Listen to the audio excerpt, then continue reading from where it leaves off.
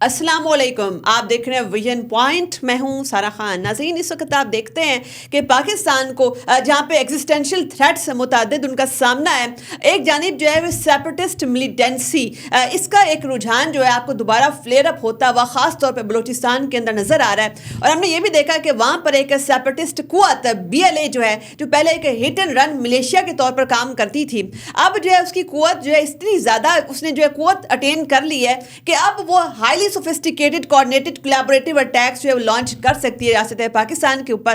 اور پہلے جو ہے ان کا موقف بالکل چھپا ہوا تھا، کنسیلڈ تھا، تھنلی ویلڈ موقف تھا، مگر اب وہ کھل کے سامنے آ گیا کہ ان کو ریاست پاکستان جو ہے اس کے اندر بالکل نہیں رہنا، ان کو اپنا علیحدہ وطن چاہیے۔ اس قسم کی جو ہے ان کا نیریٹو جو ہے وہ کھل کر سامنے آ گیا ہے۔ اب سوال یہاں پر یہ ہے، چونکہ بہت ساری اس کا جو ہے ڈیموگرافک ریالٹیز پاکستان کی نہیں ہے، جو ایون بلوچستان کی ڈیموگرافک ریالٹی چینج ہو چکی ہے، وہاں کی ایجوکیٹڈ ینگ کلاس جو ہے اس کے بہت سارے جو ہے کنسرنز ہیں، بہت ساری گریونسز ہیں۔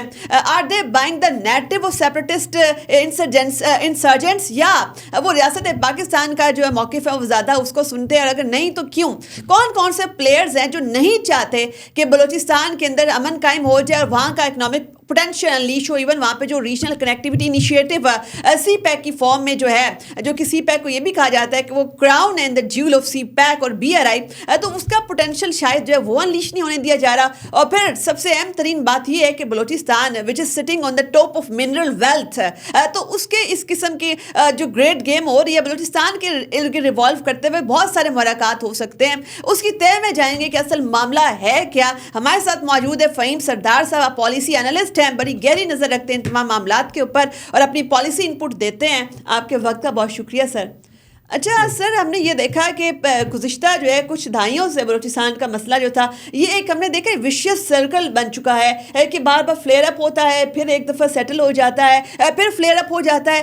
ایک ڈیسائسو وکٹری ابھی تک ہمیں وہاں پر بلوچستان کے کانٹیکس میں جو ہے وہ اچیو کیوں نہیں ہوئی؟ کیونکہ کنیٹک مینس تو ہم نے متعدد بار اڈاپٹ کیے، امپلائی کیے، ایک بار لگتا ہے انسرجنٹس کی کمر توڑ دی ہے، دوبارہ جو ہے وہ سر اٹھا لیتی ہے، کیا وجہ ہے؟ جی بہت شکریہ۔ میں ہر چیز کو معیشت سے شروع کرتا ہوں اور معیشت پہ جا کے ختم کرتا ہوں۔ اگر لوگوں کے پاس ایک آمدن کا ایک ذریعہ ہے جو لیگل ہے، جو مناسب ہے، جو ان کے لیے کافی ہے، تو پھر ان کی سوچ کچھ اور ہوتی ہے۔ اب اگر آپ نوٹ کریں کہ بہت سارے جو ٹیررسٹ ہیں، انسرجنٹس ہیں، وہ کوئی امیر لوگ نہیں ہیں، وہ غریب لوگ ہیں جن کو موقع نہیں ملا معاشرے میں، ان کو پھر لایا جاتا ہے ایک طرف، قائل کیا جاتا ہے ایک طرف۔ جب ہم بلوچستان کی بات کریں یا KP کی بات کریں، ہم فوکس بلوچستان پہ کر رہے ہیں، دیکھیں بھارت کو ہم نہیں بھول سکتے کہ بھارت کی انوالومنٹ 50s سے ہے، even I think late 40s سے ہے۔ ہر چیز میں انہوں نے انٹرفیئر کیا تھا۔ آپ کو ہر چیز کے لیے ہمیں پہلے پارٹیشن پہ جانا پڑے گا۔ پارٹیشن کے جو اوریجنل جو پلان تھا، اگر پاکستان کو وہ سارا مل جاتا تو کیا ہماری کوئی وار ہوتی؟ نہیں، ہمارے ایسٹس ہمیں نہیں ملے گے۔ فیروز پور ہم سے لیا گیا، جوناگڑھ کا کیا ہوا، نادر کا کیا ہوا، کشمیر کا کیا ہوا، ہمارے جو آرڈیننسز تھیں ہمیں وہ نہیں ملی، ملٹری ایسٹس بھی نہیں ملے ہمیں۔ جی میں وہی آرڈیننس اس کے ساتھ لنکڈ، مطلب کہ ہمیں جو شاید جو World War II کے ریپریشنز تھے وہ مل گئے تھے، لیکن وہ اگر ہم اس کو دیکھیں تو یہ ایک پیٹرن ہے، ایک پیٹرن کے تحت بھارت نے یہ کیا ہے، اور کیونکہ وہ کر سکتا تھا تو وہ کرتا رہا۔ 1950s میں جب بلوچستان میں اس نے یہ کچھ شروع کیا تو دیکھیں یہ لوگ مفت میں نہیں کام کرتے، یہ جو ٹیررسٹ ہوتے ہیں ان کو پیچھے سے فنڈنگ چاہیے ہوتی ہے، فنڈنگ ہوگی تو وہ کام کریں گے۔ دیکھیں ایک مرسنری جو ہوتا ہے اس کو پیسے چاہیے ہوتے ہیں۔ آپ نے مرسنری کو جب ایک آئیڈیالوجی دے دیتے ہیں تو وہ ایک تنظیم کی صورت اپناتا ہے، بنتی نہیں ہے وہ تنظیم، لیکن وہ بظاہر لگتا ہے کہ جی کوئی ایک کیا کہتے ہیں آئیڈیالوجیکل کوئی سوچ ہے، ایسی بات نہیں ہوتی۔ ایک حقیقت یہ ہے کہ دنیا کے ہر ملک میں ڈسگرنٹلڈ لوگ ہوتے ہیں، ایک ہوتے ہیں جسٹیفائڈ ڈسگرنٹلڈ، ایک ہوتے ہیں فنڈڈ ڈسگرنٹلڈ۔ جو جسٹیفائڈ ہیں ان کو ظاہری بات ہے سروسز ملنی چاہیے، کیونکہ وہ ایک ملک کے شہری ہیں، ان کو پانی، ان کو اکنامکس، ان کو ہسپتال، ایجوکیشن، لاجسٹکس ان کی ملنی چاہیے۔ اگر ان کو نہیں مل رہی تو ظاہری بات ہے وہ ملنی چاہیے۔ اگر ایک طرح سے دی بھی جا رہی ہیں اور اگر نہیں بھی دی جا رہی تو اور کوئی اور راستہ اپنایا جاتا ہے تو وہ ایک اور کہانی شروع ہو جاتی ہے۔ تو مجھے فیل ہوتا ہے کہ ہمیں معیشت کو گفتگو میں لانا زیادہ ضروری ہے. اچھا، آپ نے جو یہاں پہ ایک نقطہ اٹھایا، سوال میں یہیں سے آپ سے لوں گی کہ آپ بلوچ انسرجنٹس کو اس وقت جو ہے وہاں پر آپ جسے کہتے ہیں ناراض بلوچ کی ایک ٹرم بڑی ہم یوز کرتے ہیں اپنی میڈیا کے اندر، تو یہاں پر آپ بلوچستان کے کانٹیکس میں کیا دیکھتے ہیں کہ یہ فنڈڈ ناراض بلوچ ہیں یا فنڈڈ ڈسگرنٹلڈ ہیں یا یہ جسٹیفائڈ ڈسگرنٹلڈ ہیں؟ اس کو دیکھنا پڑے گا. دیکھیں جب انسان ڈسگرنٹلڈ ہوتا ہے اور انسان اپنے حق کے لیے لڑتا ہے تو پہلا وہ قدم کس طرف لے کے جاتے ہیں؟ وہ عدالت کی طرف جاتے ہیں. عدالت کی طرف جاتے ہیں، وہ ایک سیاسی معاملات کی طرف جاتے ہیں. ایک انسان جب ہتھیار اٹھاتا ہے تو وہ ہتھیار اٹھانا ایک بہت بڑا قدم ہے. وہ قدم کیوں اٹھایا، کس وجہ سے، کیا آئیڈیالوجیکل ڈفرینس آ گیا؟ ٹھیک ہے جی، Balochistan acceded to Pakistan, full stop. ٹھیک ہے جی، Kashmir belongs to Pakistan, full stop. مطلب ان چیزوں پہ بلیک اینڈ وائٹ میں تھوڑا سا سوچنا پڑے گا. اب کس کی کیا جینیون کنسرن ہے، کس کی کون سی کنسرن نہیں ہے، وہ فنڈڈ ہے، سچی بات ہے اس کو بہت کیئرفلی دیکھنا پڑے گا. بٹ لیکن میں اس کو سمپلیفائی کر دیتا ہوں. اگر ایک صوبہ ہے ماشاء اللہ وہ 40% ہے پاکستان کا، اور اس کی جو پاپولیشن ہے وہ 6% ہے Pakistan, and sitting in the top of mineral wealth. جی ہاں. اور بائی دا وے پوٹوہار میں بھی بہت منرلس ہیں. پوٹوہار میں بھی بہت منرلس ہیں. ہم اس چیز کو اس پہ آتے ہی نہیں ہیں. اچھا. سندھ میں بھی بہت منرلس ہیں.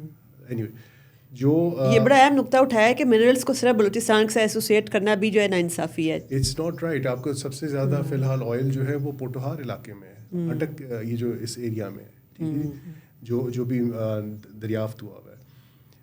معیشت کا جو ہوتا ہے، دیکھیے معیشت کی خوبصورتی یہ ہے کہ آپ دوسرے کو کام پہ لگائیں اور ایک جائز کام پہ لگائیں، جس سے جو ہے نا کہ ایک جی ڈی پی بڑھے اس علاقے کی. اور جب ایک صوبہ ہے جو 40% ہے پاکستان کا سائز وائز، اور اس کی جو پاپولیشن ہے وہ 6% ہے، اور بظاہر اس کی جو جی ڈی پی ہے پاکستان کے حساب سے وہ 5% ہے، تو اس کا مطلب ہے کہ کچھ تھوڑا سا امبیلنس ہے.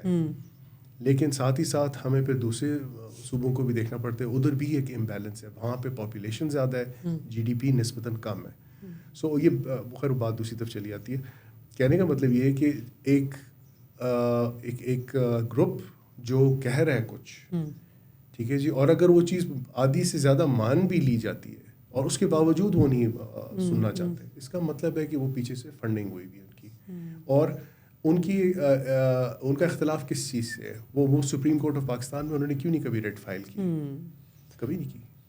اس کے علاوہ ایک اور بڑا اہم ترین نقطہ وہ یہ ہے کہ ہم یہ بھی دیکھتے ہیں کہ چلو آ کے اگر ریاست پاکستان کے حوالے سے گریونسز ہیں، اپنی حکومت کے ساتھ آپ کے اختلافات ہیں اور آپ جو ہے چاہتے ہیں کہ آپ کو آپ کے جائز حقوق ملیں، جو کہ ملنے بھی چاہیے، مگر آپ اس کی آڑ کے اندر جو ہے آپ چینی کمپنیوں کے اوپر حملہ کرتے ہیں، چائنیز انٹرسٹ کو آپ نقصان پہنچاتے ہیں، چائنیز کنفیوژن سینٹر کو آپ چاہتے ہیں کہ جو سی پیک پروجیکٹس ہے. ایون بڑی اہم ترین بات یہ بھی ہے کہ جو حکومتی مشینری ہوتی ہے، فار ایگزامپل کہیں سڑک بن رہی ہے اس کو آگ لگا دی، کسی پل کو آگ لگا دی، کئی دفاتر کو آگ لگا دی. تو ایک جانب آپ کہہ رہے ہیں کہ آپ کو رائٹس نہیں مل رہے، آپ کے جو ہے وہاں پہ ڈیولپمنٹ انلیش نہیں، دوسری جانب جو ڈیولپمنٹ ایکٹیویٹیز ہیں اس کو آپ سبوتاج کر رہے ہیں. یہ دورہ معیار ہمیں بلوچستان بھی نظر آ رہا ہے اس وقت. دیکھیں اس چیز کو وہی ہوتا ہے نا، ریشنلائز کرنے کی کوئی ضرورت نہیں، کوشش بھی نہیں ہے کرنی چاہیے سمجھنے کی، کیونکہ وہ صاف it's just a narrative.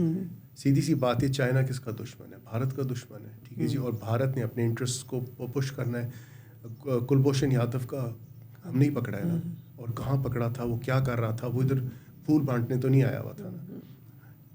We have to وہ ایک ہوتا ہے نا، we have to go back to the basics. میرا ذاتی اوپینین یہ ہے کہ بالکل جو بیسکس ہیں ان کو دیکھ لیں کہ پارٹیشن کے وقت کیا ہوا تھا. پارٹیشن کے وقت جب ہم غور سے دیکھتے ہیں کہ کس طرح لائنز ڈرا کی گئی تھیں اور کس طرح مثال کے طور پہ پنجاب کے چند علاقے ہم سے لے لیے گئے تھے.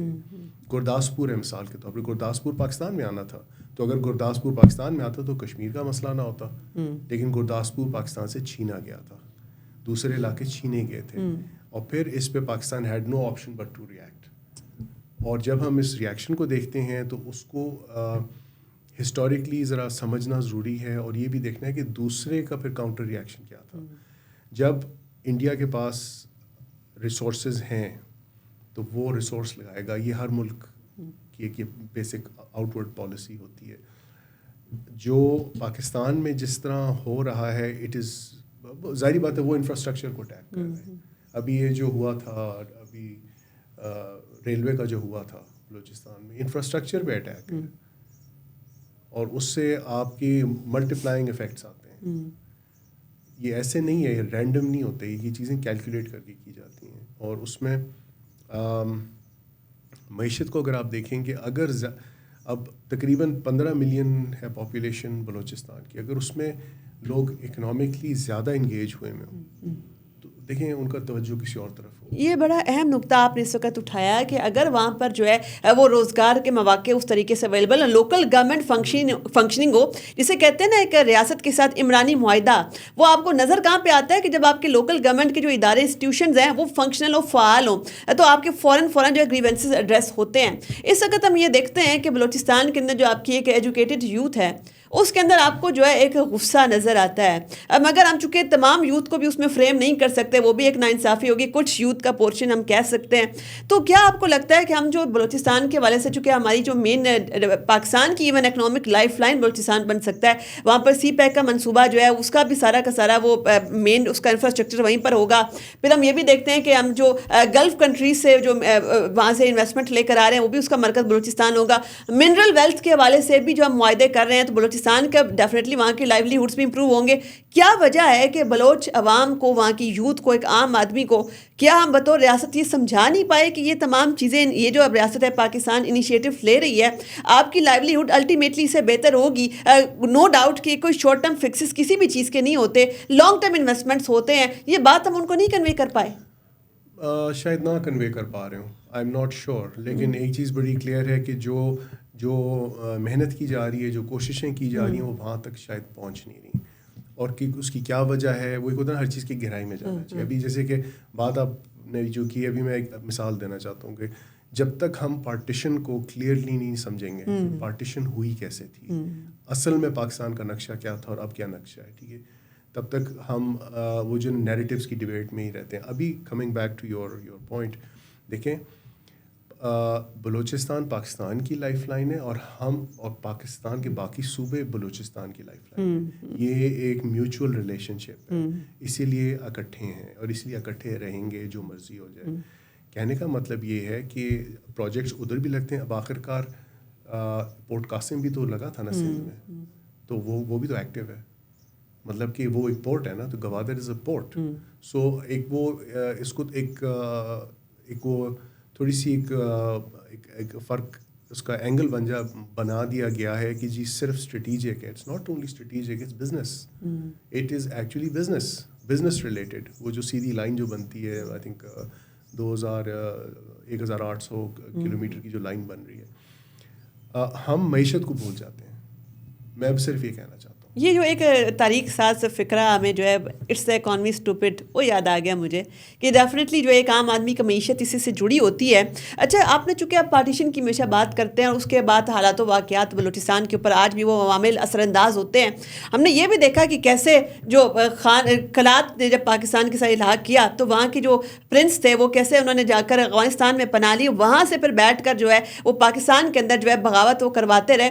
تو کابل اور اس کے علاوہ افغانستان جو ہے وہ ہمیشہ سے ایک بیس کیمپ رہا ہے بلوچ انسرجنٹس کا. ہم نے یہ بھی دیکھا کہ جب سوویت یونین جو ہے اس نے جب افغانستان میں قدم رکھا تھا تو کس طریقے سے وہاں پر کتنی تعداد میں بلوچ انسرجنٹس وہاں پر بھی موجود تھے. اب جبکہ ایک ایکٹیو بیس کیمپ آپ کا جو ہے نیبرنگ افغانستان کے اندر موجود ہو اور وہاں سے پاکستان کے اندر جو ہے حملے کیے جاتے ہیں، آرگنائز کرائے جاتے ہیں، اس وقت تو آپ نے ڈیفینیٹلی جعفر ایکسپریس کا بھی دیکھ لیا کہ کیسے تانے بانے جو ہے کابل سے ہی ملتے ہیں.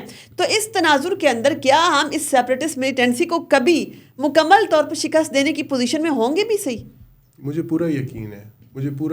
وہ ایک ہوتا ہے اپنی چیزوں کو سیکوینس میں لانا ہوتا ہے. سیپریٹسٹ جو ہیں وہ کیوں ہیں، کہاں ہیں، کیسے ہیں، پیچھے کون ہے. آپ ہمیشہ وہ آپ کہیں گے کہ میں ہر چیز میں معیشت پہ لے کر آئیں، بالکل آئیں. فنڈس کہاں سے آ رہے ہیں. آپ چانکیا اٹھا کے پڑھ لیں، آپ میکیاویلی اٹھا کے پڑھ لیں، آپ کلازورتس اٹھا کے پڑھ لیں. کلازورتس لاجسٹکس کی بات کرتا ہے، چانکیا جو ہے ایک معیشت کی بات کرتا ہے، میکیاویلی فائنینشیل سپورٹ کی بات کرتا ہے. اور میکیاویلی نے خود اپنی کتاب میں ایک ایکسیپشن دیا تھا کہ جو آئیڈیالوجیکل لوگ ہوتے ہیں، یعنی اس نے نام نہیں لیا مسلمانوں کا، لیکن مسلمانوں سے بحث نہ کرنا کہ وہ پیسے کے بغیر لڑیں گے. ٹھیک ہے.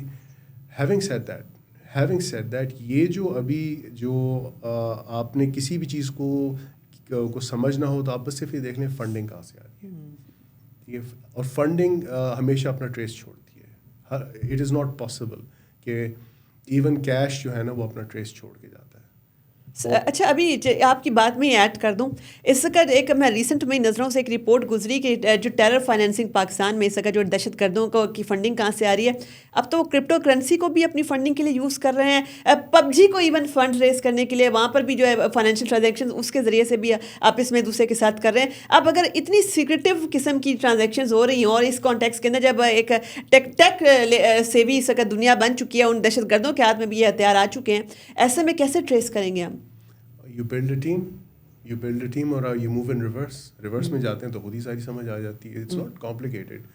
جو چیز کمپلیکیٹڈ ہوتی ہے کہ انسان پہلے فیصلہ نہ کرے کہ ہم نے اس طرف جانا بھی ہے یا نہیں جانا.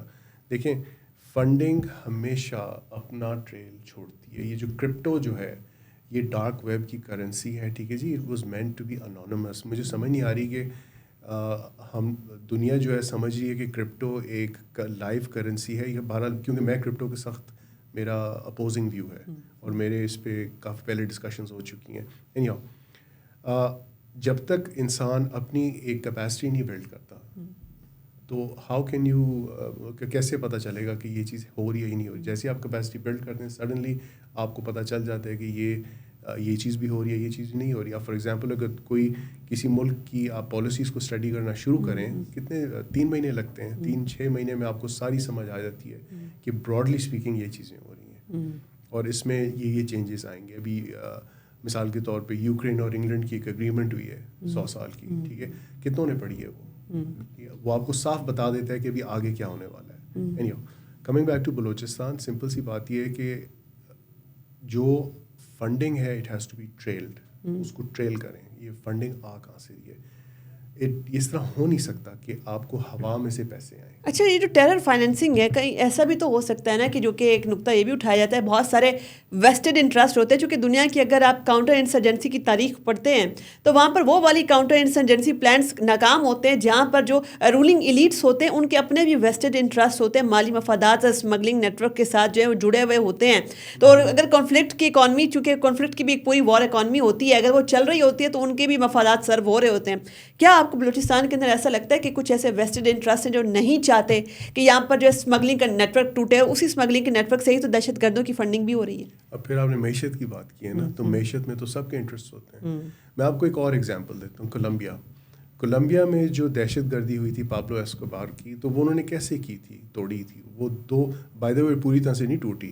انہوں نے نمبر 1 ایک کانسٹیٹیوشنل امینڈمنٹ کر کے ان کے ساتھ سمجھوتا ٹائپ کیا تھا, بٹ اس کی فائنینسنگ کو اٹیک کیا تھا.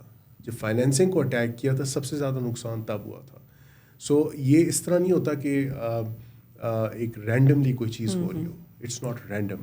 جو چیز رینڈم ہوتی ہے اس کا اپنا ایک پیٹرن ہوتا ہے, جو چیز آرگنائزڈ ہوتی ہے اس کا اپنا ایک پیٹرن ہوتا ہے, وہ صاف نظر آتا ہے. اور اس میں جو انسرجنسی کنٹرول ہوگی یا نہیں ہوگی, میں آئی ایم کنونسڈ یہ کنٹرول ہو جائے گی. اچھا, یو آر کنونس کہ کنٹرول ہو جائے گی. ہو جائے گی. بس ٹھیک ہے, اسی کنکلوسیو نوٹ کے اوپر اس نشست کا سیشن کا اختتام کرتے ہیں.